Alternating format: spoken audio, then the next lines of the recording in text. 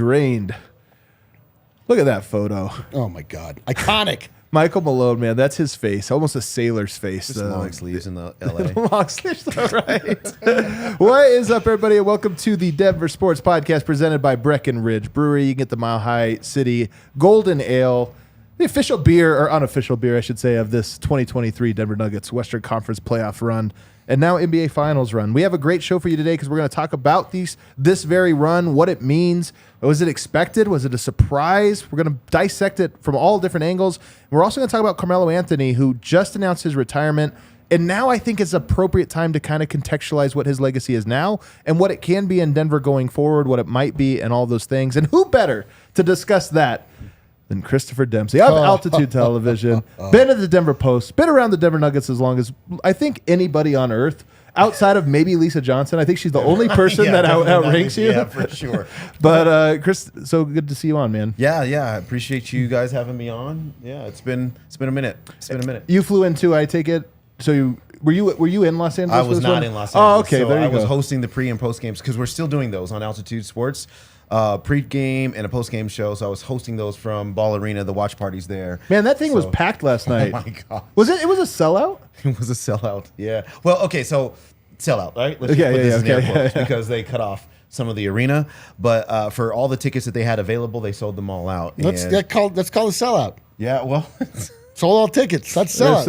Okay, I mean, there's two kinds of sellouts, right? There's like 17,900 people and then like there's 10,000 people. And there's Anthony Davis. Three kind of sellouts. Oh man, another time of sellout. And the man over there bringing the spice for us just to make sure this doesn't get too serious. Yeah, We got right. D-line. Yeah, I can't help but notice you didn't mention me as the perfect person to talk about this, but whatever. It's fine. Well, you might be the perfect person to act as one perspective of the Carmelo true. Anthony thing, which I true. think will be important. It's true. I have a bit of a different perspective, but let's put that to the side because I don't want to spend our time. I don't want to fall into the trap of talking about LeBron's retirement and Carmelo's retirement and on those things. I want to spend it on what we should be talking about, which is, man, this run.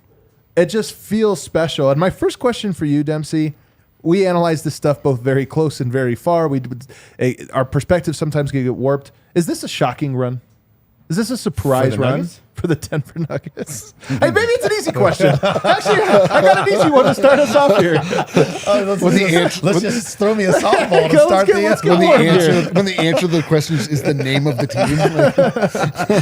Not for me. It's not a shocking run. I think this basketball team, talent-wise, did what they did what they needed to do. I think that has been building over the course of a few years, and then I think from an experience standpoint, losing to Portland in Game 7, and then getting swept by Phoenix, losing to the Lakers, but just in all of those iterations, being able to get that experience for this basketball team, even if everybody wasn't there at all times. I think that has helped over the years. And when you add the players that they've added to be able to guard the kind of players that you have to guard in the Western Conference, which is basically BA wings, then you have put yourself in a position to be able to make this kind of a run. And so I think for the Nuggets, I'm not surprised that they have made this run. I don't think Josh Kroenke was. Wasn't it him either prior to the entire season starting that said championship or bust? This is the first time. He was the only one, by the way, willing to say that. Exactly right. And I remember at the time, my reaction to that was like, okay. You're like, are we going to bust? Yeah. Wow. It's crazy. I think Michael Malone probably had the same reaction at home. Like, all right. Probably so. Like, oh, you're going to put this kind of pressure on me now? But clearly it was time, and clearly this team was ready, and now they're there. Yep. You're right about this. The shocking part of it, though, is still to me how it happened. But I like what you brought up about the continuity and the going through these experiences, because I was thinking about this with Kevin Durant, and I like Kevin Durant. I'm not a guy that's going to sit here and just rag on him. Got swept by the Nets the year before, and I wondered to myself, what did he learn from that he could take to the Suns? And it might be nothing, because it's a different team. It's a different dynamic, and there is no carry. I mean, there's maybe little micro things, but for the most part, and then conversely, we always say, oh, that's a guy who has championship pedigree. He's won a championship. And I wonder, what does he take from his experience with the Warriors that he can now bring to the Suns? And the answer might also be nothing, because the real lessons are the ones, like you mentioned, that the Nuggets had to learn one step at a time through that adversity. Yeah, and he only really learned when Oklahoma City lost to the Miami Heat in the finals. Right. And so, for him, gosh, his greatness is such a thing, Right. that, Kevin Durant exists on these planes right now where it's like, he's a great player, but he is an aging great player. Right. And so at his best, he can really impact a game, but how much is he impacting that right now? And he still needs help. And Devin Booker just by himself isn't enough. And so, for Kevin Durant, I think he knows everything there is to know about winning in the playoffs because he went through a loss. Sure. And because he was actually a part of a great team that won a title. And so, but what these playoffs are showing you is that, and the NBA always shows you this all the time, it takes a village to be able to win a title, not just a couple of players. A very talented village, yes. Yeah. A very talented village for sure. Yeah. At least a very capable village. I mean, you have to have your top flight players. Yep. But then if the guys around those top flight players are super inconsistent or just you just can't rely on them in any really appreciable way, then you're going to fall short. And the Nuggets finally got that equation right. At least to this point, we'll see what happens in the NBA Finals. But Eric, Dempsey's even conceding something I'm not on this point, which is, so often when we talk about a series, it's like, all right, well, this guy versus Anthony Davis and Jokic might cancel each other out, and then you got this, and it just doesn't work that way, because what we're really talking about, and this is why I doubt a little bit of what has KD learned, not because he's a dumb guy or any of this, but just because his experience might have disguised some of the things that I think you can learn when you stick with one team or this or that. And that's kind of what I'm getting at, is this Nuggets team didn't just win because Jokic's the best player on earth. They didn't just win. They won because this collection of talent has come together in such a beautiful way that they are better than the sum of their parts. Mm-hmm. They're not just a bunch of parts that add up to a whole. They're better than that somehow. That's what I think. I mean, it's absolutely the case. This is something that we've been touting. This is something we've been saying without the final piece of the actual proof. Where we're just like, man, the way that this team is built, it's just, you have all of these players that rely on one another. You have all of these parts that work together. They dovetail. They all care about one another. The culture is there. The coaching is there. All of these things. But real sacrifice has been made by key players. Yes, but we didn't have Michael the final Porter. part where they actually won. Right. We didn't have like the actual, like the theorem was there, but we weren't able to prove it. And like obviously there are still 4 victories to go. But even if somehow it all falls apart, being able to beat LeBron James and the Lakers in the fashion that they did, which is a team that represents the exact opposite philosophy and the exact opposite. Right. In a lot of ways, yeah. In so many ways. It just, I don't know, it just really gives you all the more faith in the fact that the Nuggets are built differently. They are a village. They are, all of these things that we've been saying over and over. It's true.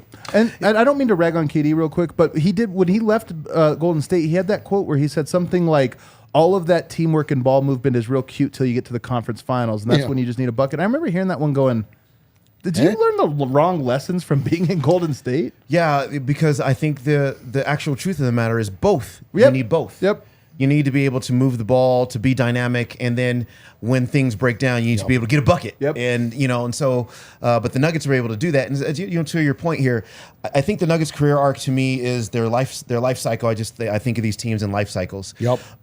Their life cycle has been very interesting to me because first you have to collect the talent that you think you need, and so that was after the Emmanuel Mudiay business and all that going down. You draft Jamal Murray, and then you have Nikola Jokic, and you have hired Michael Malone, and so you're trying to establish a different culture, and you hope that you have drafted players that can grow into stars. Okay, so you did.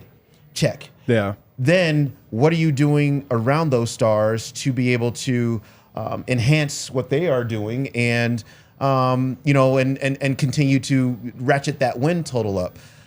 Okay, so you have trial and error there, right? You have various players that you bring in and you change out and you finally get to a combination of players that you like, then you need the experience to be able to find your way through the playoffs. The Sacramento Kings found that out this year. No matter how talented you are, that you have to learn this lesson before you are able to win big. And so the Nuggets lessons, they came in very bitter ways. And, but it's information gathering for the players that have been able to go through it. Then you make the final tweaks to your roster, and the experience gained by your stars plus the support players leads you to where you want to go. And that's where the Nuggets are at this juncture right now. And then I think this about their roster in total. Especially in today's NBA, what the Golden State Warriors have shown you is that you had better be a dynamic offense on a lot of different levels to be able to get yourself to the mountaintop. And what the Nuggets are able to do with a lot of the players that they put on the court is play. Everybody shoots, passes, dribbles. They play make. They can do anything they want. So you want a 1-5 pick and roll? Yeah, we've seen that about 1,000 times with Jamal and Nikola Jokic. You want a 4-5 pick and roll? Well, Aaron Gordon can do that too. You want a 2-3 pick and roll? You can do whatever you want with those players. And then what that does is just makes you in these times in these games where defense is clamped down and they know exactly what plays that you're running. You're able to still execute your way out of it or ad-lib your way out of that to getting the buckets executing that you need. ad-lib though. How the Nuggets play. It's exactly right. And I think for their roster right now, they're at this perfect juncture of all of that. They can run a set play if they want to, but if you know what that play is and you're going to go ahead and get that stopped, then they can ad-lib their way around that, still get a bucket. It's to me, and this is my personal opinion, it's how an NBA roster has to be built right now. If you're doing it any other way, then you're probably not doing it exactly right. I mean, and quickly, like what all of that amounts to is that the Nuggets didn't skip steps. They went through all of the appropriate team building, experience gathering, building the core, finding the complementary players, making tough decisions about roster, having to, weigh emotion and sentimentality with ultimate need, and then getting kicked in the teeth. I mean, LeBron James didn't win his first year in the league. Like, everybody has to go through it. It's like when teams first make it to the playoffs, the Kings, as you mentioned, like very talented team, the best offense of all time somehow. But when the lights are bright, man, like there's just really no substitute for just like going through the requisite steps to get to the mountaintop. Yeah, you have to. There really is no substitute. And, I just forgot what I was going to say. Listen, man, they didn't skip steps. You have to go there. You got to that's go what I was going to say. You're right. The skipping steps part. So, and part of that is not firing a coach the minute that you feel like, it's game 82. time. Yeah. And we have seen that in the NBA here this year with some teams that didn't get the results they wanted and they just knee-jerk the coach out. And so for them to hold on to Michael Malone, and this is Tim Conley, and let's just give him credit for right off the top. Yeah, shout out to Tim for sure. The core of this team, obviously he drafted or traded for, acquired somehow, and then believed in the coach, Michael Malone, so that you're not just like switching out coaches because you feel that you should be in the place where maybe that you shouldn't be. So good foresight there. And then obviously Calvin Booth adding the final sprinkles with the players. The perfect final sprinkles. Exactly Yeah. And I'll even go, it's funny how you keep going up the ladder, so to speak. I'll even go to Josh Kroenke in this way and Stan Kroenke in this way. Whatever ills they have as owners, they don't meddle that much. And that's the worst. Of all the ills there are, meddling is probably the single worst. And when Jerry you Jones. say about not firing Michael Malone, not firing Tim Conley when he screwed up a draft pick, a Tyler Lydon or this or that or something here, it's more big picture. Is it moving in the right direction? And game 82, I mean, 7 or 8 out of 10 teams, I think, fire their coach after game 82. You lose to the Timberwolves. The Nuggets were supposed to make the playoffs that year, and they didn't. And you fire your coach because it's like, hey, man, at some point this rebuild has to get over the hump. And that one went to overtime of the final game, and it didn't make it. And I just think a lot of teams would look at that and go, maybe it's not the right guy. I think even through the adversity of Jamal Murray without having somebody getting swept, the Nuggets look so bad against the Suns. They look so bad, and I think we all close to it kind of see it.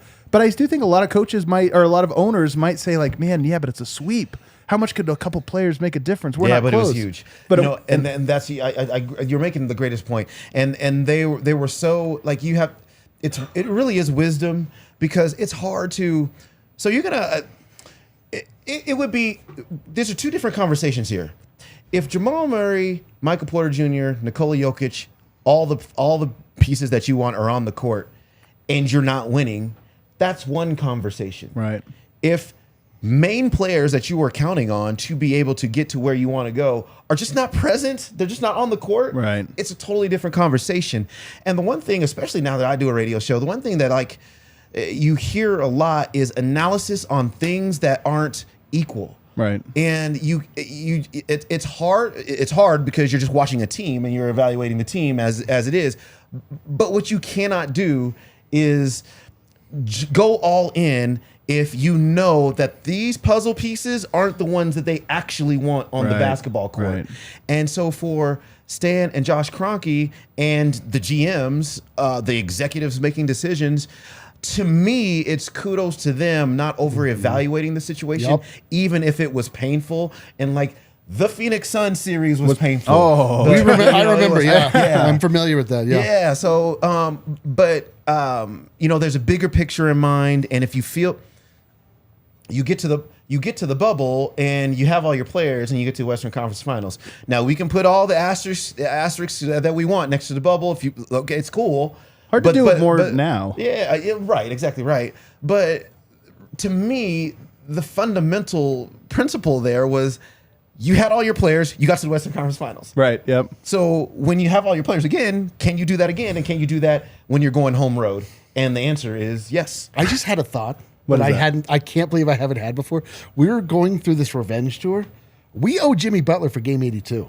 I was gonna say, We owe Jimmy Butler for game 82. Yeah, he beat love the that. Nuggets in game 82 almost single-handedly. Yeah, he did. You're owe him right. for this. Well, I love it. Now we I have a know, reason. dude. Like, Revenge tour. Yeah, and that business where they put Taj Gibson on Nikola Jokic and he roughed him up really. He really did. Yeah, you know what I'm saying? So, Jimmy Butler, I was saying that to somebody today. I said, do you remember who was, because we were talking about game 82, and I said, do you remember who was on that team? And Blake stared, and I was like, well, Jimmy Butler was on that team, and so they're going to get a chance to see him. I can't believe I never again. thought I'm glad because I was a little worried, to be honest, we're like, about there's not no having motivation. a narrative thing. Woo! Not that I think that motivates the Nuggets at all or in any way. Maybe it does, but I do like, for me personally, to have a hook to going into it. I respect the hell out of that Miami team. I mean, there's no one way to win a title. There's a lot of different ways, but I do love that the two best teams are coming, that are going through it. And I just think Miami has played a cohesive style of defense in particular. Yeah. I mean, is Miami really that good? No, I don't think they are. But I do think that they are like you tell me. I mean, is Miami good? They're good. They're playing great. They're on fire from they're- three. They're going to take 9 days off, though, before they play again. They're fine in the East. Yeah, you know what? It's funny because I don't want to obviously I work for Altitude, but I look at the Miami Heat and I have gotten this question a ton in the last few days, and that is, why are they your number 8 seed? And really, the answer that I come up with the most is if you watch the Heat, they just never shot the ball very well during the regular season. Yeah. I've never seen a team they're built to be able to drive, kick, shoot threes. That's basic. Generally speaking, that's how the Miami Heat operate outside of Jimmy Butler. And when you're not shooting threes, when you are literally, they just weren't making them. I mean, and 7 months. Yeah. It wasn't even but this team is it's fine, because usually a team will go through a slump and who cares? That's basketball. Yeah. But for the entire season you weren't making threes, and then you get into the playoffs, and we're not even talking the play-in because they lost their first play-in game before they finally got themselves into the playoffs. To the Hawks. Not even I know, you know what I mean? To the Atlanta Hawks. What is this? I know. What is this? I know. I want to diminish them, but what is this? Yeah, no, it's crazy. They're tough, though. The thing is, they're tough. But they're shooting the cover off the ball now, and let's just take one player, Duncan Robinson. Yeah. So he plays great, shoots great. They pay him Gets a contract. many millions of dollars, right? Then he's so bad that they don't even start him anymore. Yeah, They're it sounds like no, he wasn't D'Angelo even playing. He Russell. was getting DMPs. It wasn't. even. Yes, they're however many millions of dollars just sitting on the bench, and now he's back. Yeah. And he's, and so, but that's it. Yeah. If you're going to be concerned with Jimmy Butler, and I'm going to just tilt my entire defense to stop you. Yep. And then he's going to get the ball out of the double team, and they're going to swing to Duncan Robinson or Max Strus or Caleb Martin, and all of these guys Gabe are Vincent. Yeah. Gabe Vincent. Who are these guys? Thank you. They have like 8 of the same guy. I'm Yeah, like, they do have a lot of guys. Yeah. They do have a bunch of names And they're that making don't the sound like shots. basketball players. Yeah, and they're making the shots. And you Vincent. played the Knicks in the second round, so whoop-de-doo. And then I don't know what Boston's doing in this round. I literally don't know. What I they're feel losing. confident in Denver. My point is, though, is that they are not. There are teams. Philadelphia, to me, is one of these where it's just like 2 guys and everyone else has to fit in around them. Not in a good way, but as in a. This is not a team effort. This is facts. Yeah, and Facts. And Miami is a team that is at least a little bit more. I mean, they rely on Jimmy Butler a lot, and they trust At least him. they pass the ball. But at least they pass the ball. People else to shoot. Exactly. You can shoot, Yeah. and so can you, and so can you. Yeah. And like Philadelphia, I tell this story because it's one of my favorite stories. So prior to the season, NBA TV does these live look-ins on training camps, right? Yeah. So they're doing a live look-in on Philadelphia 76ers training camp. And Doc Rivers is dressing down his team for whatever they were doing wrong. And all he says to them is, get the ball to Joel Embiid. He's the leading scorer of the NBA. Like, this is what we're going to do. And in this moment, I'm thinking, OMG. Yeah. Like, you are not empowering any of these dudes. Like, Tobias Harris averaged like 19 points in a game in a season. Like, he's done that multiple seasons. Yeah. He's even been doing it for his career, something close to that for his career. Maxey is a really good player. Really good player. If you just empowered these guys around Joel Embiid to all pass, play, make, and shoot, oh my God, you would be ridiculously good. He didn't do that. You have a shelf life, and you saw it happen. This is why I'm not surprised when Murray plays well, when Gordon plays well, because there is something about the way Denver plays where guys do feel that. And I'm never surprised every year it's who let Embiid down. Now, this year he let himself down because he played so poorly. You're not going to demand the ball in the fourth quarter, bro? Yeah, like, Great. no, but they didn't get it to me. You're going to fail in Game 7 while Jason Tatum's basically tripling what you're doing out there? Like, come on, man. Playing in that drop coverage while he just hits 3 after 3. I all that stuff. But even beyond that, I love this. I thought, D-Line, I need you to calm us down over here. I got Spicy Dempsey. I'm like, should I leave? Like, what's my job here? No, but honestly, every year with Embiid, there was always like it was somebody let him down. Somebody didn't step up. And I'm thinking and they're sits not up there and says, "This game it's not just me and Joe."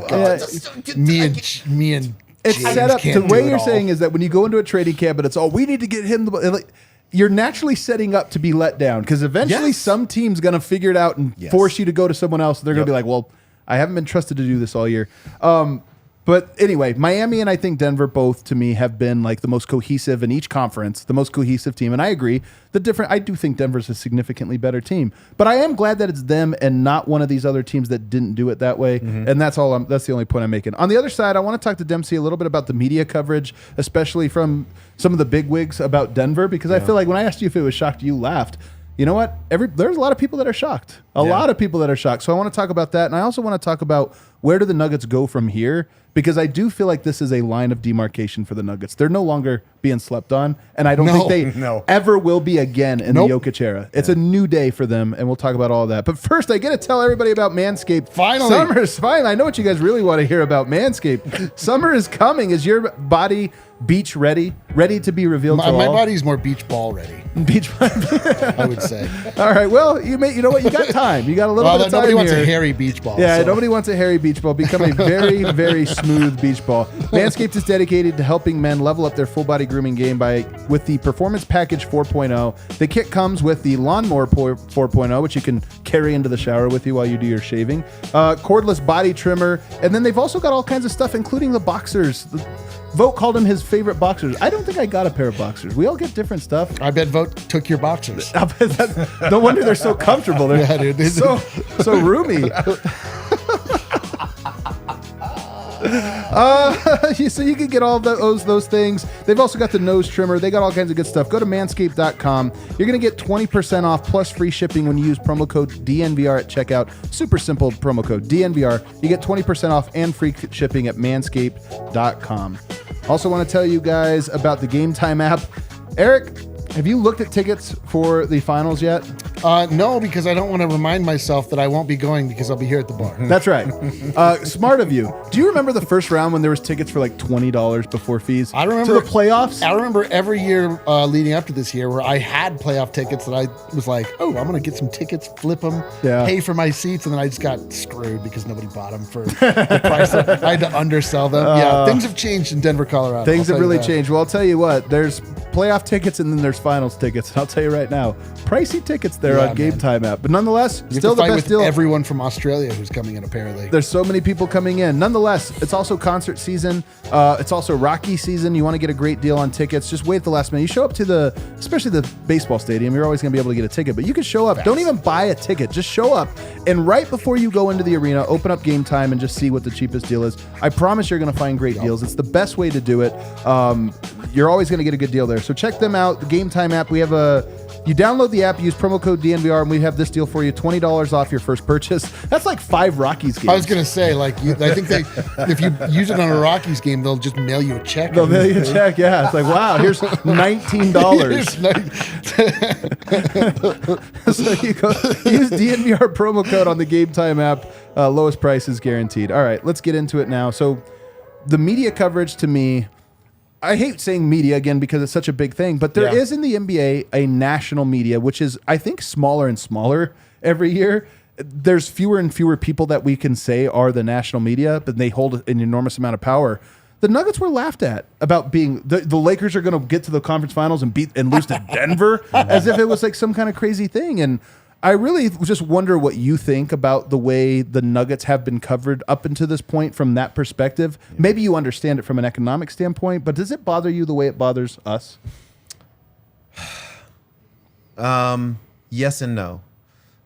Yes, because I feel like if you're doing your job, you would have watched this basketball team and you would have an actual real opinion that matters about this basketball team. No, because I know how the media works. Right. And, think about today.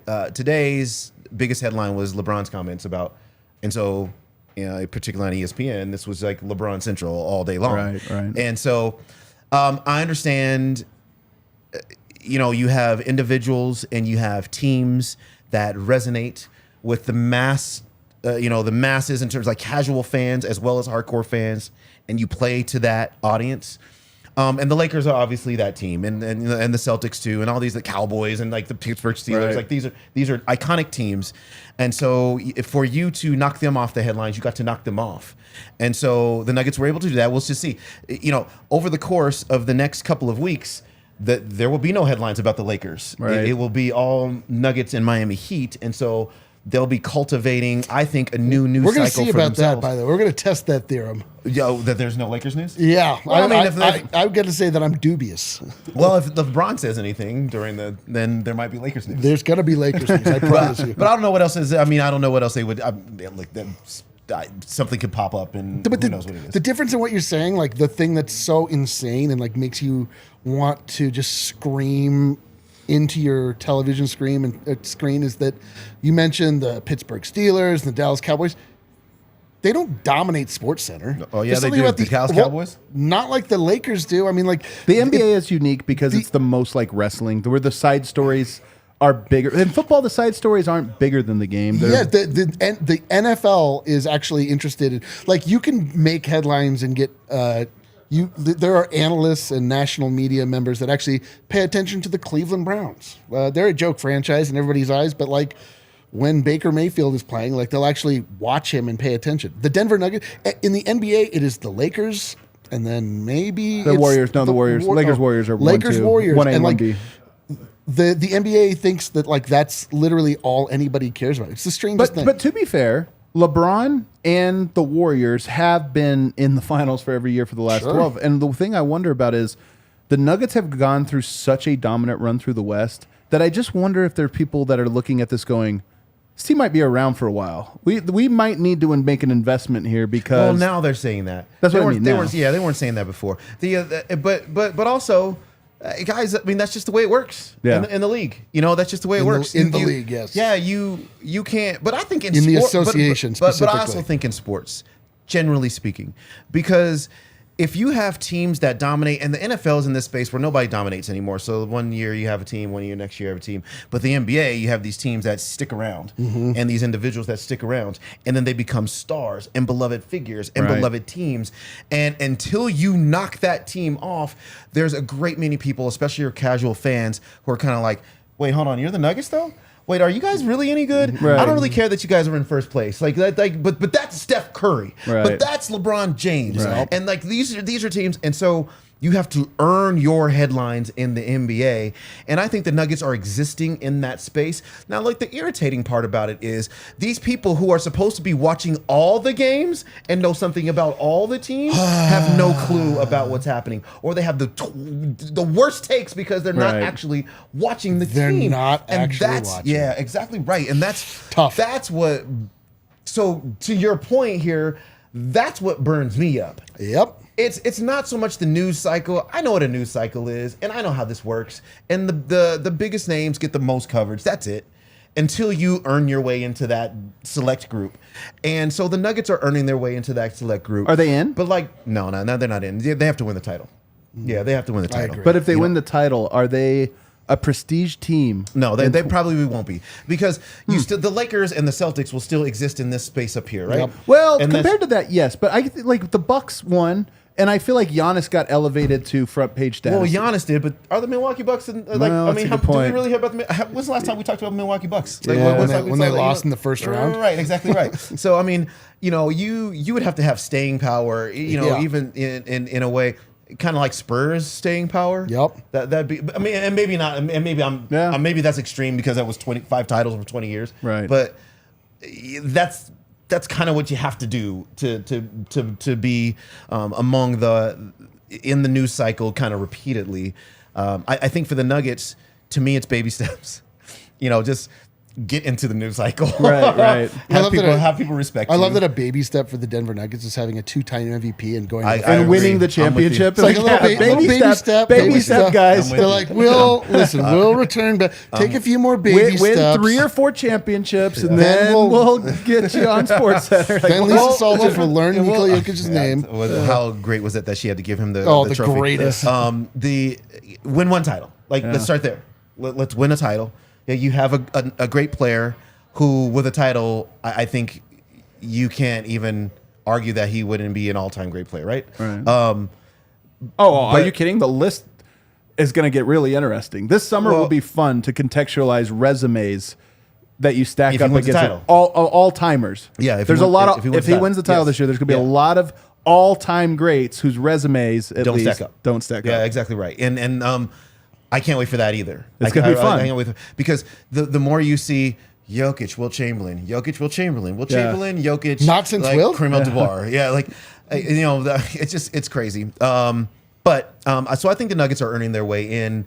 I think shame on the media. I actually heard somebody not too long ago saying maybe the national media is at fault for not diving in more earlier Maybe. on this basketball Yeah, yeah. team. We're And all looking for the guy who did this. yeah, and so I'm with you. And so I think there's a lot of truth to that. I think there's look. I would be remiss if I said. I mean, the Nuggets players, by and large, also don't want their private lives pried into. And so if you know somebody national was, I was talking to him about this, and he says, "Well, look, I've made the requests to," and then they don't want to do them. Right. And so it is a two-way street. You know, so I agree with that, actually. You know, everything has kind of worked together to get this team, to get people, the casual fan, because what we're really talking about here is casual fans. Yeah. Yep, Outside yep, of the stupid yep. people on the Nope, you're right. You know, does the casual fan know what's happening? They do not, but they are getting an education as the Nuggets continue to go. And people connect with the team the more stories they have. I mean, I tell people, for me personally, the best story of the season is Michael Porter Jr. And it's a story that just nobody's talking about unless you're really into it, because again, it takes a little bit of context, and he's had 3 back surgeries, and look at how he's rebounding in this game, and he has 6 assists in a big pivotal game. And to me, that's a story that if you're just watching, you're like, oh, Porter had a good game tonight. He's like, no. It used to be a good game was 30 points because he had 10 threes or whatever. Now a good game can be he made a big defensive play and he passed the ball to Bruce Brown when he was open, but he had a better shot. And to me, those are the great stories that, again, I think that's part of where you can start to connect with a team. And those stories, when you talk about casuals, that's what moves a casual to maybe a person that's a little bit more invested in a team when they have these more subtle backstories. At least that's my belief in it all. I want to take a break because I want to spend extra time on the Carmelo part, the last section of this show. So I want to get to that. I'm sure some more Nugget stuff will come up within us talking about that because there's a lot of crisscross there. But first, I want to tell you guys about Breckenridge Brewery. You guys know them, the official beer partner of DNVR. We have 8 beers on tap here at DNVR, 8 Breckenridge breweries. You can even get we used to have just the towers where you could get a light beer. Now you can get any beer in a tower. Yeah. So if it's in a particularly fall weather day, you can get a tower of Avalanche Amber Ale. A towering autumnal delicious delivery system. As much as I love Avalanche Amber, I don't know if I've ever wanted a tower. Oh, you just advocated for it. You know what? F it, why not? Get a tower of Avalanche Amber Ale. Dude. You've also got the Funslinger, which is the most crushable. That's actually probably the more likely candidate to be a tower. Yeah, I would say that one. Maybe you could do a Strawberry Sky, but you can try all of those out here. And of course, if you want to find out where there is a location near you that sells Breckenridge Brewery, just Google the Breck Brew locator, put in your zip code, and it'll bring up every location that serves them. That'll even have it for special beers. So if you want to just look at the Funslinger, for example, you can even filter by that, and it'll be like, oh yeah, you can get that on tap at this bar at this place. Super useful tool. Check it out, Breckenridge Brewery. Also want to tell you guys about Circle K, a new partner for us. I love this one because if you go, Dempsey, you ever go to the gas station, you're filling up gas, and there's a little TV there? You know, there's a little TV, a little screen. Mm-hmm. And then they're playing something. Guess what you'll see if you go to Circle K now? Where? What? Our faces. You might see this exact. You might see this exact interaction. You might be at a gas station, Dempsey, filling up gas, and be like, "There I am." You filling up your gas? All the nuggets are good. I'm like, Jesus, just being screamed at you. Calm down, dude. You fill up your gas. Circle K. I mean, that's what you get when you go to Circle K. If you can get that, why not find out where Circle K is near you so you can go there? I used to go to Circle K when I was a kid. The Circle K. Yeah, there was one in my neighborhood. We used to walk up there for lunch. Instead of eating lunch in the cafeteria, we would walk to the Circle K, buy a bunch of junk food, and then play like who can knock the junk food out of as a child, I literally had lemonade stands. I would set up a lemonade stand. I'd sell lemonade all day long so that I could take the profits, go to Circle K and buy soda. Upgrade. When my daughters did a their first lemonade stand last year, it was like $70. Yeah, dude. They made like 8. Yeah. I was like, man, this is so dumb. I had to buy a little wagon to wheel it over there. It was ridiculous. Anyway, Circle K, great road trip snacks, and of course, fill up your gas while you listen to D-Line scream at you about how good all the nuggets are. And then lastly, Illegal Pete's. We had Illegal Pete's in the house. Some Illegal Pete's homies in the house last night, by the way. Spring is here. That means patio beers. It really is. You have 9 days off before the next basketball game. You might as well get out on the patio. I will. You know I will. Get out on the patio. They have this great deal there. 5 refreshing 16-ounce beers, not just regular beer cans, 16-ounce beers for $15. Mm-hmm. Practically giving away. So you get a little bucket of beers, you go out on the patio, and you just soak up the sun. Maybe get a little chips and queso. I think they have the best queso. Check them out. Illegal Pete's, your go-to spot for burritos, buddies, and beer. Yeah, if you feel like 10 days is too long in between games, way to speed that up. Margaritas. Just blackout drunk. Just lose whole day. You just wake like in 10 days. You're like, oh, they're on. Oh, I slept through Wednesday. How'd that happen? All right, we're back here with Chris Dempsey, Altitude TV, and Carmelo Anthony announced his retirement on Monday. A little bit of curious timing, with the Nuggets set to play their game. I don't think there was maybe anything intentional there. These guys, I don't think he's thinking about the Nuggets, to be honest with you. But he obviously has a complicated legacy. First of all, I want to ask you, Demps, do you have a problem with how Nuggets fans have embraced him since leaving? Meaning, he left 13 years ago. Still gets booed every time he came to Denver. Do you have a problem with that personally? No, I really don't. I mean, I don't feel that way myself, but I mean, I get it. A player X, whoever that is, leaves in a very controversial manner. And some people take that hard for life, right? Right. Like that's just how that works. And I think for Carmelo, that was the case. When I think of Carmelo Anthony, though, having grown up here, born and raised, he brought the Nuggets, like he put some respect on the Nuggets name. Because if anybody remembered what the team was prior to 2003, all-time low. I think that was an all-time low of the entire arc. Look at the records. You know the records. Well, you know the records. Oh, we know the records. Oh, we know the records. I mean, there's an 11-win season and 17-win season and 20-something win season. Like, dotted all throughout there. And this is after Dikembe Mutombo's the three, the 1/8. We have more wins in the postseason this year than we did for full seasons. Yeah, for full arcs, you're saying? For an entire season. We have more wins this postseason than we did for a full season of an entire Nuggets 11 to 12. Yes. Yeah, that's hilarious. Right. But here's the thing, Debs, because like the Spurs have been bad, but there's like a method to the badness. They're tanking. The Nuggets weren't necessarily tanking. They were just bad over and over and over again. They were trying. Go in this direction, go in that direction, go in this direction. They were trying at them, but they didn't draft it. They didn't draft well. They, I remember the year that they drafted Julius Hodge, but what they said going into the draft was like, we need a shooter. Yeah. And I'm like, these two, these two things don't mix. Yeah. And so like, but I mean, that's what they were doing. I mean, that like to me, that's just emblematic of what they were doing and how things were going. And so when you go from 1/8 and then go barren wasteland, and then you get Carmelo Anthony, and then you get playoffs every single year, and it brought them back to life. It honestly, from dead to alive, the Nuggets as an organization and as a fan base. And to like fans who are like, oh, hold on, do you guys play basketball in Denver? There's a basketball team in Denver? Like, that's crazy. Right. Because Carmelo Anthony came from the East. And so like what you had with Carmelo Anthony was East Coast swag. Right. You know what I'm saying? Yep. Like the Nuggets their names were popping up in rap songs and and so it was. And then not only that, obviously they were winning and they were getting to the playoffs. Now they didn't get out of the first round except for one time, but it was a situation where for me, the inner fan in me, and I covered his tenure here, so like I had to separate the two, but the inner fan in me will always be appreciative of him because without Carmelo Anthony, I don't know where this franchise would have been, who on earth they would have drafted. And let's just be honest about the way they drafted him.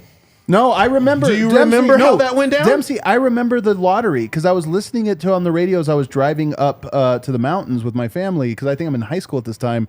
And when the Nuggets got the third pick, I was like, you got to be kidding me. Yep. Right. We somehow got Darko. Right.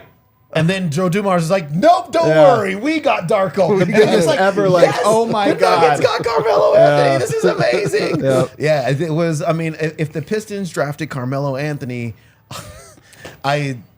who knows what would happen. So thank goodness that didn't happen. They'd be booing him in Detroit. I was thinking, I actually thought about this like weird chain reaction about it, where if they've draft Darko, I wonder if it's harder to draft Jokic. I know he was a second round pick, but I just wonder if there's something I was like, we have the Serbian center. Like, oh, we heard this story. I heard this one before. We're not doing it. Okay, but also, I thank you. He's Georgian. He's Georgian, though. That would have been the one. He's Georgian, though. Like, it's a little different. Yeah, but still, exactly right. It's like, but you drafted Skeeta, and Skeeta's my guy. Like, you're my guy, Skeeta. You're my guy. Really? Yeah, he really is my guy. No, I love that dude. I remember I talked to him on many occasions. I actually messaged him just about 6 months ago, and then his manager at the time I still converse with him. But he was not a great draft pick, and he did not play well here with the Nuggets, and that can make you gun shy about the next international player that comes around. But Tim Conley, also you're talking about a totally different regime, right? Yeah. And they view it differently, and they viewed Nikola Jokic as a guy that might not projecting to a 2-time MVP, but at least a player that they could win with. I mean, I'm a Nuggets fan to this day because of Carmelo, and as much as I was a Nuggets fan growing up, because grew up in a Colorado family and we were Colorado sports fans, but there is a thing where if you are bad for too long, a fan base just dies. And that happened to the Nuggets in the 90s, by the way. They lost a lot of their fan base. That's why I say it's so fragmented. You get fans that were like, oh, I was a fan up until, and then they'll give you a time. And it's like, yeah, because you couldn't survive the 8 years of darkness that came in between there. So he revived it, and I think it's important. For me personally, I always acknowledge that hey, as much as that era ended in disappointment, it was fun, it was worthwhile, and it brought I think they were more popular than this Nuggets team in Denver. And some of this is like how everything You was could more watch popular them on back there. There was television? more mono. Yeah, that's part of it. There's that's more a lot of it? monoculture. No, but it's not just that, though. I will say there's a reason when we talk to people from Australia, you mentioned it was East Coast culture. I think in a certain way, it was black culture. It was hip hop culture. And it was something in a way that resonated, and people were like, man, Yes, this Adam. is... Yeah. Yes. Melo, Iverson, J.R. Smith, Kenyon Martin. Yep. There was this like, oh, okay, this is like... it just Birdman. felt like, Birdman. It just felt, I mean, seriously, though. No, I know. I'm kidding. Seriously. And so I think that they were more popular than this Nuggets team in a weird way. Because Maybe they not going forward Well, from they this had point, individuals that resonated like, I know you. You know? Yeah. Like... Name recognition. you- yeah. Carmelo was at Syracuse, won a national Yeah, title. but also this. Okay. I'm just gonna take this and relate it to me. Like growing up, like I knew dudes like that. Yeah. Yep. You know what I'm saying? And so now I see these dudes on the court and they're balling, and it immediately like resonates. Yep. Yeah. And so look, Allen Iverson was the epitome of that. Yep. Like street culture. I don't care about anybody else out here. Like, you're not going to tell me what to do. Like, buck the system and then ball. Right. Yep. And Back it up. yeah. And so the Nuggets had kind of a collection of those dudes over time. And that's what resonates outside of the borders of Colorado. Like we love this team because they won games. Kid out in Baltimore loves this dude because Carmelo Anthony balled out, or kid in California loves Allen Iverson, or and so they had that appeal to them, which put them on the map, Right. and so for Carmelo Anthony, and then he was just a great player. I was just talking to somebody about his 33-point quarter against the Minnesota Timberwolves today, and it's just like, he's a great scorer. This person says to me, I didn't know that he was top 10 in all scoring. And I'm saying, like, you didn't understand. Like, I understand that. I understand how people don't like Carmelo Anthony, Yep. but let's not get that twisted with what he was on the basketball court. Yep. He didn't even really shoot threes. This guy was a bucket. Jimmy Buckets, really? Yeah, Carmelo Anthony was a bucket. I mean, he just was. Yeah. Turn around, jab step. That's what. And That's it was just what pretty. It was. A higher percentage of his shots were pretty because it was pretty the way he would, his I mean, footwork and everything was like, that looked good. Yeah, for sure. So I think that the Nuggets were wildly popular. And again, so I think that Denver as a city and the Nuggets owe him a little bit of gratitude. But let's not kid ourselves. The reason Nuggets fans don't like him is because Nuggets fans in the city of Denver are on the wrong side of the evolution of the NBA and the player empowerment era. The idea that if you want to pick where you want to play, nobody ever picks Denver. Yep. Nobody ever says, I want to go to Denver. And so I think with him basically leaving a team where we all felt was on the door. Yes, George Karl got cancer and there was different things, but it just felt like, but just keep it together and eventually we're going to have an even better chance. And to leave that for this other thing, I think just feels like getting the short end of the stick. Feels like it was a guy wanting to go somewhere else, just wanting to be somewhere else. But it feels like, man, this system sucks for us. This new system really sucks for us. Yes. Well, and I think that was a big part of it. Yeah. This thing about Denver,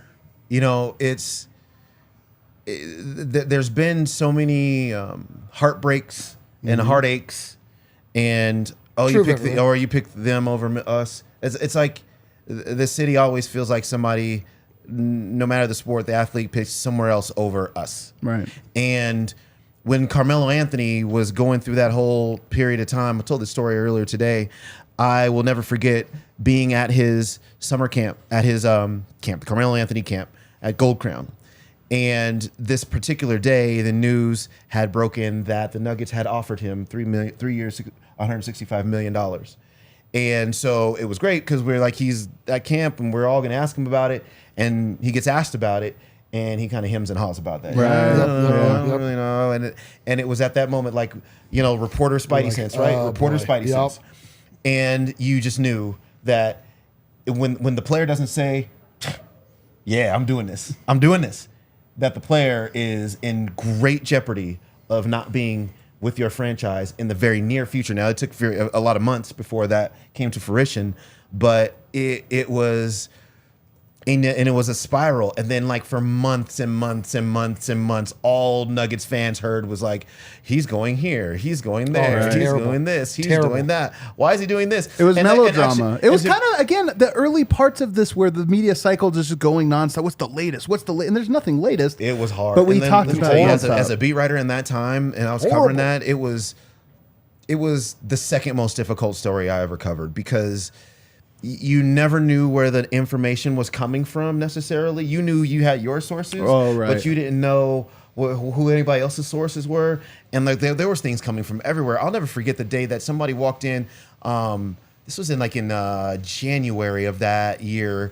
And somebody walks in after a Nuggets game to the post-game scrum, and they go, "Hey, Melo, you got traded to the New Jersey Nets." New Jersey at the time. New Jersey Nets. How do you feel about going to the Nets? And Melo goes, "What?" Yeah. Like, huh? Who are you? And you would just catch all these random people who I had never seen in my entire life in the locker rooms interviewing him because everybody wanted to get him to say, "I don't want to be in Denver," which he never said publicly. And then publicly, he told Masai privately. Pretty clear, he told Masai. Well, Masai tells a story on one of the Woj podcasts.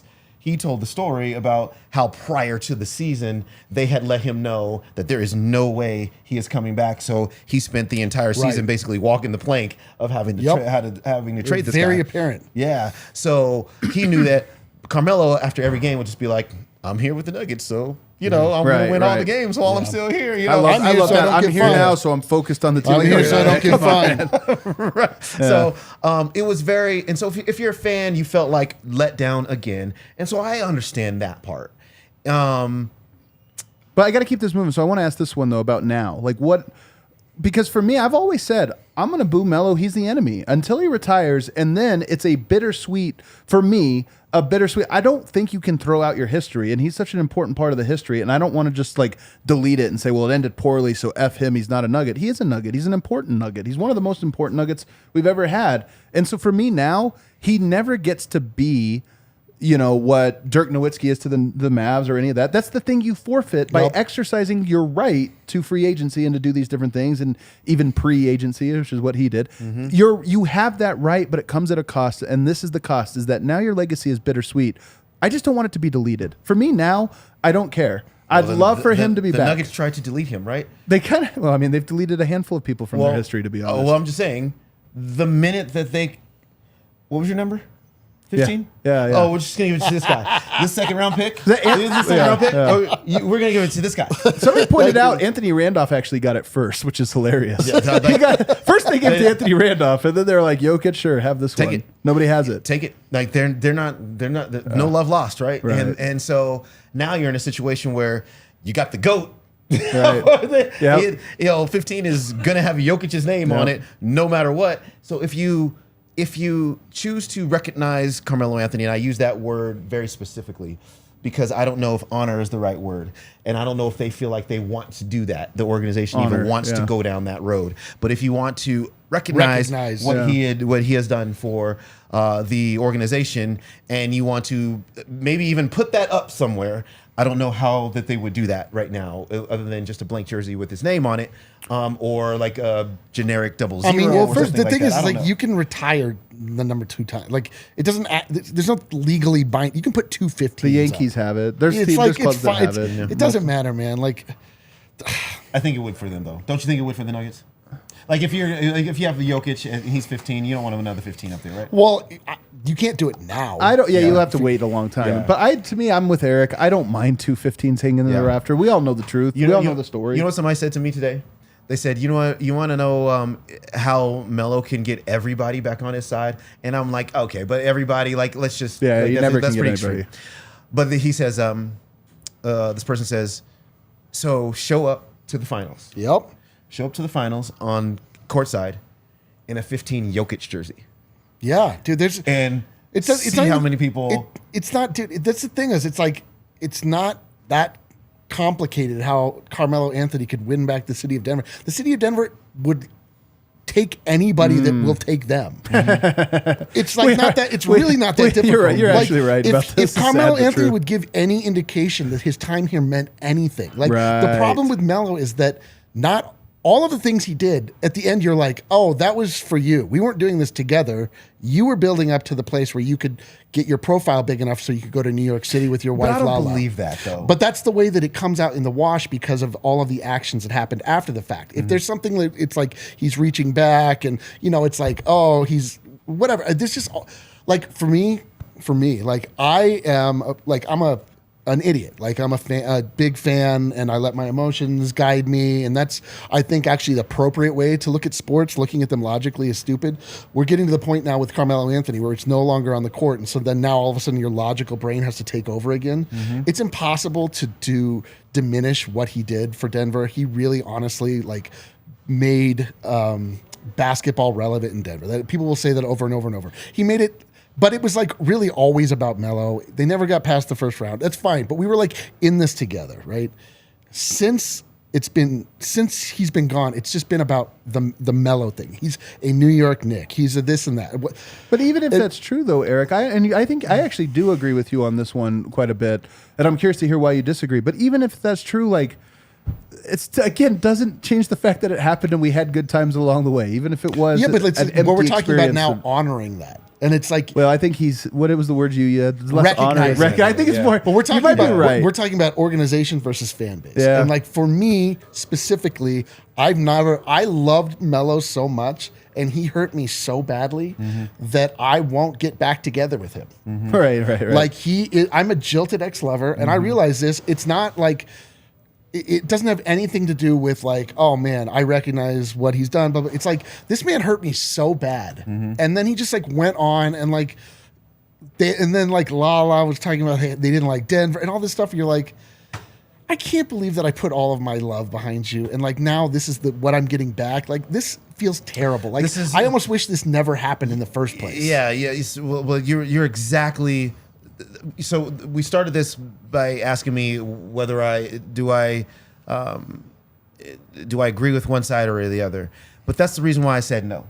Yeah, because I understand understand why there are fans that will never get back together with him, and I understand why there are fans that will work through the stages of grief and then get to a space where they will say, you know what? Okay. Yeah. We just hit another stage. Him retiring is a stage.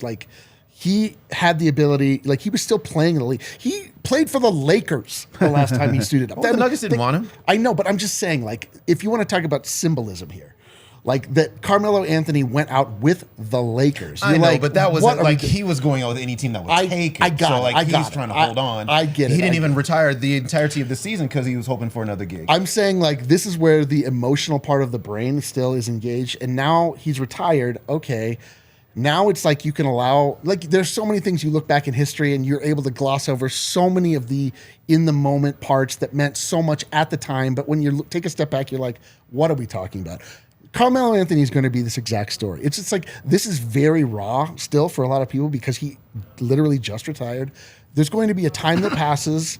The Nuggets are going to, and already have in a lot of ways, really affirmed their relevance without Carmelo Anthony. The Nuggets don't need Carmelo Anthony to be relevant. There is something. Oh, right. Oh, they're beyond it. Yeah, for sure. There is something, and it was that for a while. It's right. It's point. The thing that annoys me is that everybody talks about you should be so thankful he was there. Right. Oh, the Nuggets are nothing, and Carmelo came, and you guys are mad about it, and now he's gone. And it's man, shut up. Right. Denver was here. Denver's going to remain here. Denver now getting to the point where they can stand on their own too. And then Carmelo Anthony now comes around. Now we can sort of look back and be like, yes, that was important. It's going to take a couple years, but all of it's going to wash away. It's a big pertinent story at this exact moment in time. But there are different parts of the brain when talking about sports, and we are still in the emotional part. Yeah, I love this conversation because I think both things are true. I think, one, you can stand on the side of Denver didn't need you. But they did for a time. They did. That's a fact. And then also recognize that this man did great things for a franchise that was completely downtrodden. Sure. And so that's for me. And I just have this super I'm like the Borg. You guys see Star Trek? I'm like Yeah, the Borg. Adam's a big Star Trek guy, right? Yeah. Star Trek, the Borg. Yeah. I'm like the Borg. Like I don't like my emotion doesn't really swing. So but I think you just said you're a sociopath. Just to be Actually, this is a real condition. devoid of human emotion. They are. I don't feel If you jump on the cube, they will kill you if you get on the don't board their ship. But I think for me, and look, the Nuggets showed immediately that they didn't need Carmelo Anthony because when they traded, they won 57 games, right? Yes, They won. yes. George Karl likes to put this out on Twitter like 1,000 times in a year. Yeah. This is still the best team, the winningest team in Nuggets history, and that did not involve Carmelo Anthony. So, it's I think at the time that organization needed him and needed the boost in just wins. Yep. Forget everything else. They needed to be a winning franchise. Yep. He gave them that, and then his trade gave them a 57-win basketball team, and then that trade gave them Jamal Murray, who was averaging 32.5 points. Can't be diminished. It's funny how that line leads directly to this basketball team, but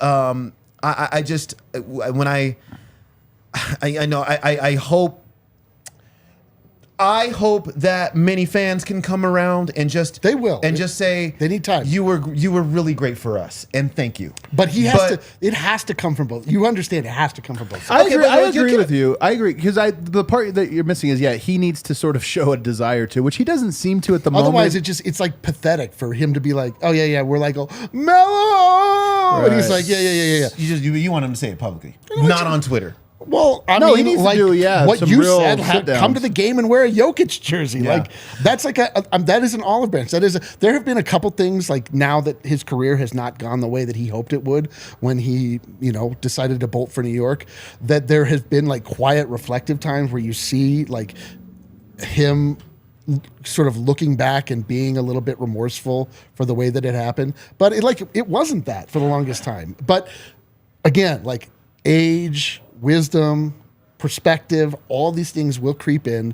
Carmelo Anthony, undoubtedly a very important Denver Nugget, will most assuredly have his jersey in the rafters. I think it's a very easy decision. You literally just put 2 15s in the rafters. It's not that deep. It's not that complicated, but it is going to take time. And it should take time. Especially if we're talking about retiring a 15 jersey, they should do them both at the same time. I don't I don't know. I have a feeling Jokic's jersey waited 30 years to have his. That's a long time. I will say though. I know that. But that's their I'm just saying, but that's their bad, right? Of course, that's but their bad. They should have done that. Yeah. I'm less pushing back on the time and more on the same thing. Jokic is so important that he doesn't need to share his moment with anybody. So there's no duel. Well, I don't mean like that. Like they're shaking. 15. They're both theirs. They both go up. I It's just mean get you out of here. can't retire 15 before you retire 15. Right. Yeah, of course. I do think that there's something to to me, I like the idea of him showing up. He probably need to be invited, and to be invited, I do think that he needs to show a desire. And this is where I don't know who the interview is with or multiple interviews, but somewhere where he steps back and actually reflects on it. Because the times when you mention him reflecting on his time on Denver, I still feel like there is a little bit of Carmelo-ness to it, meaning, they weren't going to give me a team, and they weren't gonna, this idea is man, you can just say that you wanted to go to New York for various reasons, and we don't have to accept that, but maybe there's a shred of regret, and you know what, they actually were building something good there, and Masai was better than I thought, or something of that. But you know what, Adam? I'm going to say that they weren't. At the time that he left, and this is, I think, the piece that, so if you'll recall, the Nuggets, they lose to the Lakers the year before in the Western Conference Finals. Right. They go through the next season, Harrington. exactly right. And they go through the next season, and by the All-Star break, they were the number 2 team in the Western Conference. I think they're by far. I don't care who was first. I think it was Lakers. I don't care who was first. They were the best team in the NBA at that point. George Karl gets cancer, cannot finish the season. Yep. And then the most unprofessional things that I have seen in my life were happening on that team. And they would not listen to any other coach. They would not honor George Karl by saying, you know what, let's do it for him. Right. And you fall from 2 to 4. Utah beat you in the first round of the playoffs. it was, when I tell you it was a total disaster what was happening, that would be putting it mildly, what was happening behind the scenes. And at the same time, you have executives fighting amongst themselves. Yeah. And who makes a trade? Oh, I made a trade. I'm going to veto this trade because I didn't make that trade. And if you are a player, a star player, watching this all fall apart around you, and you have a wife who's like, I need a real career for myself. Let's do it in New York. There it is. And you have ties to the to New York and Baltimore and the East Coast. It was, to me, when you put that all together, a very easy decision for Carmelo Anthony at the time to go, this is not going the direction that it should go. What is happening in the front office is, this is not the way it should be. The coaching situation is very tenuous at best. My teammate situation, I don't know what's happening with these dudes because not even Chauncey Billups can leader his way to getting this team to a good space.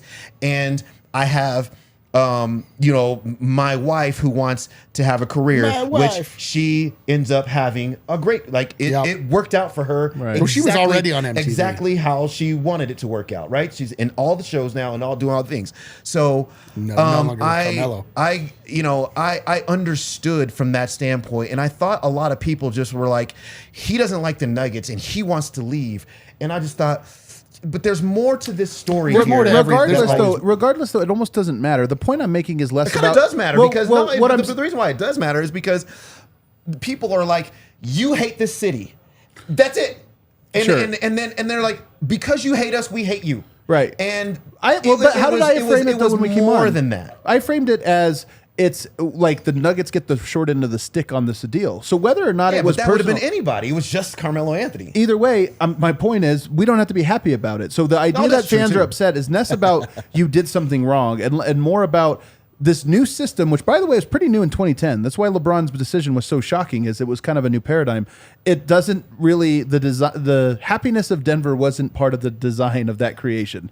So Denver fans pushing back on that, whether it was Melo had it good reason to want to do those things or not, Denver still is the one that just gets left at the altar every time. So I understand. So that's what I'm saying. So it's less about regret. Do you regret it? Because I think he fairly would say, no, I did the right decision for me. Yep. And more about, as Eric is saying, reflecting on this time as a shared time as opposed to like a Melo time. And to me, that's the part that I think can bring this all together. Has he been asked?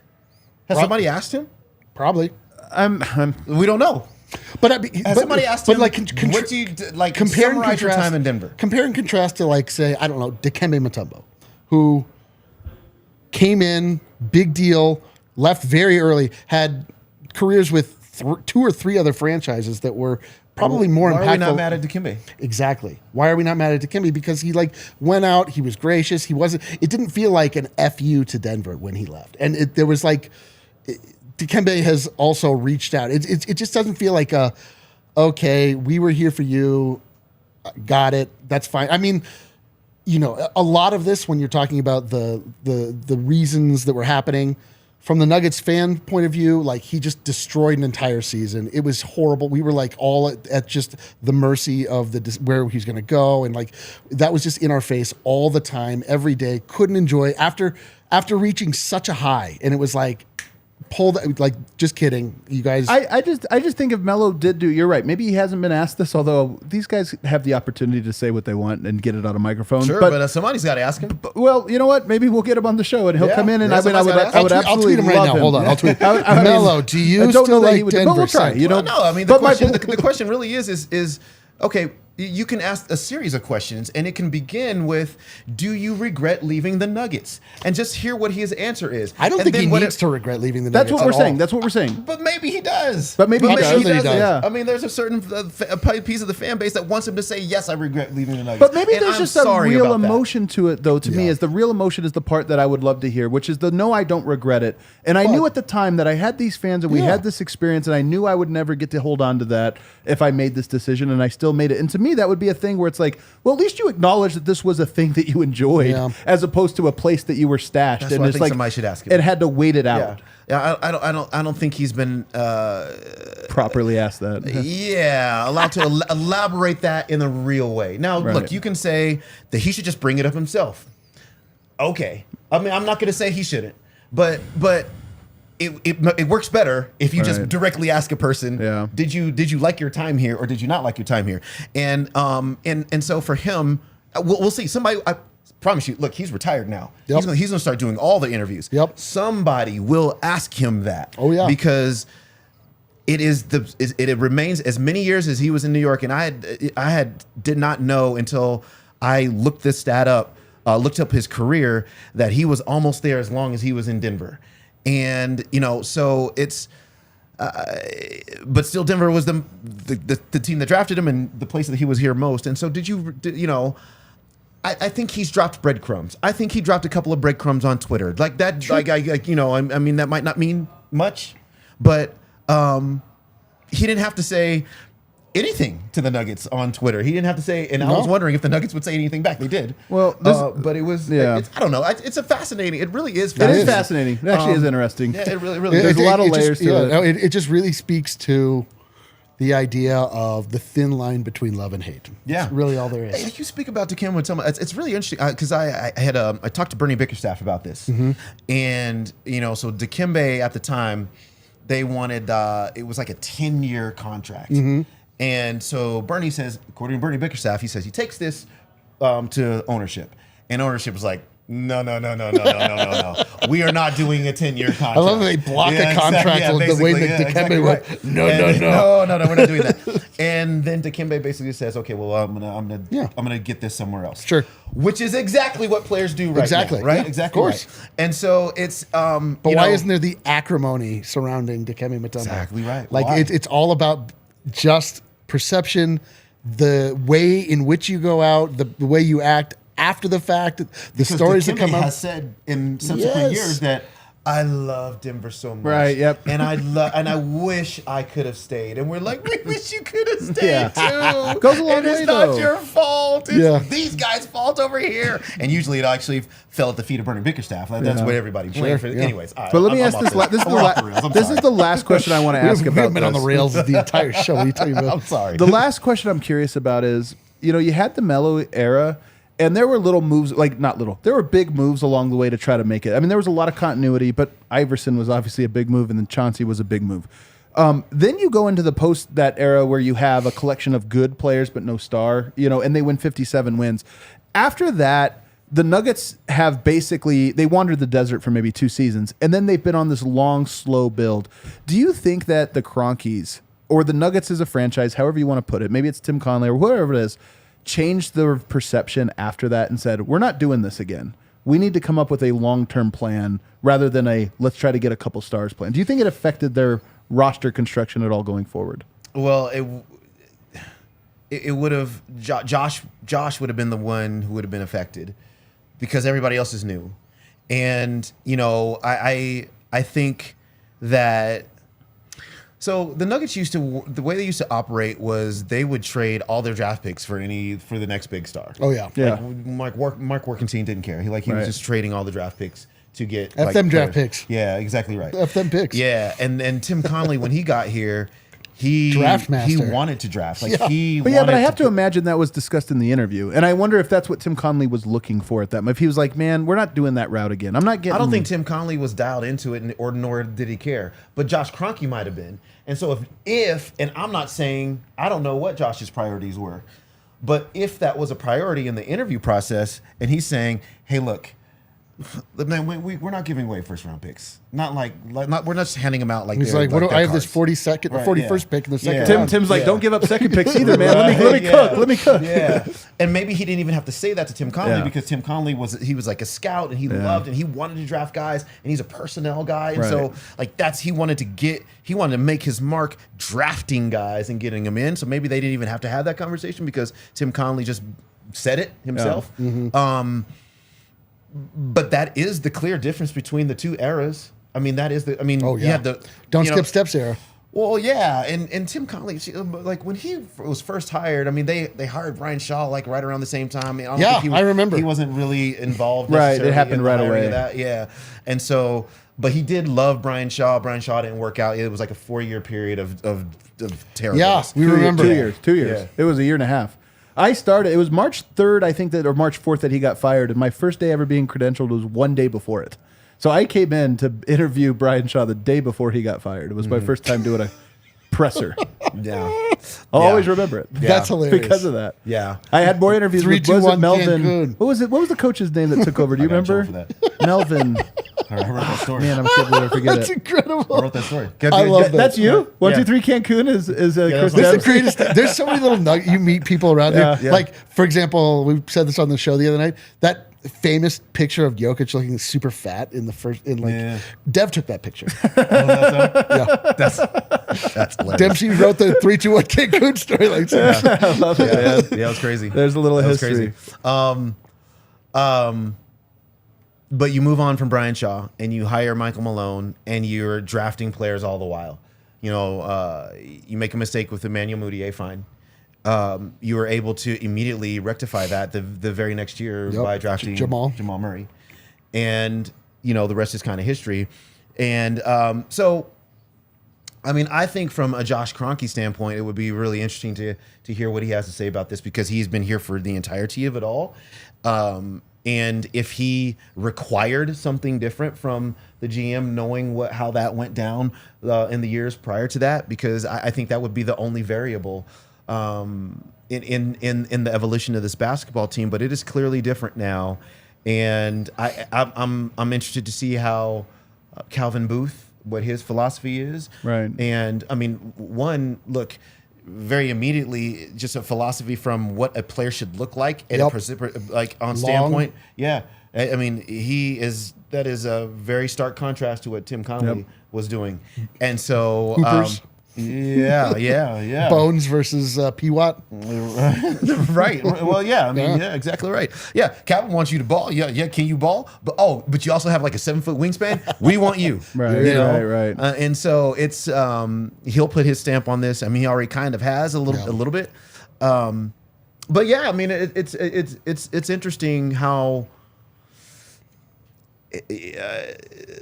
you know, things impact what you're going to be over time. And when you talk about the Carmelo years and the George Karl years, and by the time that was over and the Golden State Warriors had defeated them, you know, and George Karl has to be fired after winning the Coach of the Year, no less. Yep, most cursed award in all of sports.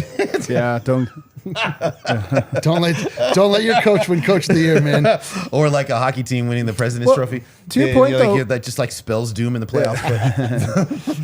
to your point, though, like I don't think Philadelphia will ever trust the process again.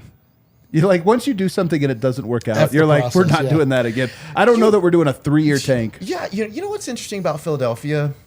You know, Dempsey. Dempsey, let's go. What is it? Tell me. I just wonder. You know what? I'm a question guy. Yeah. Like, I just like wonder. asking This sounds like a questions. statement coming, though. I just wonder things. No, because they were all in, and that was like Ben Simmons and like what Nerlens Noel. Yep. Who all the names. Markelle Fultz. Markelle Fultz. Yeah, Markelle Fultz. I just wonder if Sam Hinkie would just have been allowed to continue himself, how this would turn out. Because really the process ended the minute he was let go. Yeah. And then it was kind of like, this is my process. If my process is different than your process, but we'll keep this guy Joel Embiid around and we'll just see what happens from there. But I do wonder how that would have gone down. Did you ever read the Hinkie kind of manifesto? Let me stop you right there. Of course. When you asked if I read something. No, yeah, I remember it. Stop you right there. 11 pages. It had so many references. I actually thought it was one of the more interesting things to come through the NBA. Interesting. Yeah, it was really interesting. I'm neither kind pro of nor his thought con. process through Yeah. it. Yeah, it was pretty cool to read it. Sounds but- like a manifesto. Sam Hinkie is like a blogger who took over an organization because that read like a blog post to me. That read like a free Darko post from back in the day where there's all these obscure references and you're like, hold on, what? We found this manifesto in a shack outside of Philly. You're either way smarter than me or just like, this is a bunch of crap. Couldn't tell if he's smarter or dumber. I'm not sure, man. There was a lot of, nonetheless. All right, guys, this was a good conversation, Yeah, man. this It is took good, us man. places I didn't expect. I even. feel better and worse. That's how you know it was a true one. Chris, we always love when you hop on with us, man. Yeah, I appreciate it. Thank you. Thank you Oh, very much. by the way, I don't know if you were looking at the comments. They want you to replace me. They want you to replace. I mean, you definitely have a job if the comments are involved. I'm SOL, sadly. I should have been reading. I never even noticed them. Yeah. Look later, dude. Do you, real quick before you get out of here, Nuggets winning this thing? I think they beat the Miami Heat. Yeah. I just, Miami, I got to give them a lot of credit, and I love Eric Spoelstra as a coach. Yeah. I just love him so much. But I think if you run them off the 3-point line, Yeah. then okay. Do you remember when they lost to the Lakers in the bubble? Who, Nuggets? The Nuggets? No, the Heat? Yeah. I mean, vaguely. Yeah. Okay. So in that series, Jimmy Butler, who was having a great playoffs up until that series, and he had a couple of he was so exhausted in that series, and the Lakers just wore him out. They were just like, cool, what you want to do, go ahead and score 50 every single game. These dudes aren't scoring anything. Yep. And then we'll just see how this goes. And he just wore down and was just exhausted. And I just think the Nuggets would be good to like get in Caleb Martin's face as we're watching like highlights of these dudes make 3-point shots. I'm not even talking about the Heat's offense. I'm talking about who's stopping Jokic. Nobody. Exactly. Nobody. I mean, he feasts on He these loves Bam Adebayo. Yeah, he feasts on these He dudes. loves going up against It's Bam. like somebody says to me today, "Oh, Bam Adebayo is going to be able to slow down Jokic." I said, "Hold on, have you watched any of that? You watch basketball at I know. all? Because that's not a thing that happens No, at all." no. So yeah, Jokic should feast. The Nuggets physically should be. They could impose themselves physically on them, and if they just don't get, you have to guard on the perimeter. There's no doubt about that. And the Heat are very creative with how they operate on the offensive end. I really like watching their film, but. Yeah, it's a math problem, dude. One Jokic versus 4 of the same guy, and Vincent and whoever else the hell they Yeah, have. but it's the ability to navigate the stupid flare screens and all the 5-out offense and bam on up. Can you get out to the shooters, cut off the drive kick game, and if you can do that in an appreciable way, then the Heat won't be a problem. If you cannot do that, Boston Celtics, then it will be a huge issue for sure. Yeah. Yep. So, I like it too. Nuggets in 5. You're kind of sounding like you sound like a Nuggets in 5 pick. That's exactly what it would. I think it would be Nuggets in 5. Hey, man. And the only reason I say 5 is because I'm not a Nuggets in 4 guy. I'm not any team in 4 guy. They've only It's done it once now. classless. I love that. Who'd scream, their team in 4? Their team in 4. Yeah. Classless. That's so classless. I may have screened it last night though. We have so much class. Gentlemen sweep. Oh, we're gentlemen up here. Hey, I want it to. I know Wear it's a dumb. top I hat. want it to happen in Denver. I want it to happen in Denver. I don't want them to be at Club Live. I want them to be in Denver for Yeah, it dude. all. And maybe you spot. Twitter has like a wild Jokic at 4 a.m. out somewhere on Oh my on God, Colfax dude. Avenue, just wandering the streets. And He's someone in the says, church.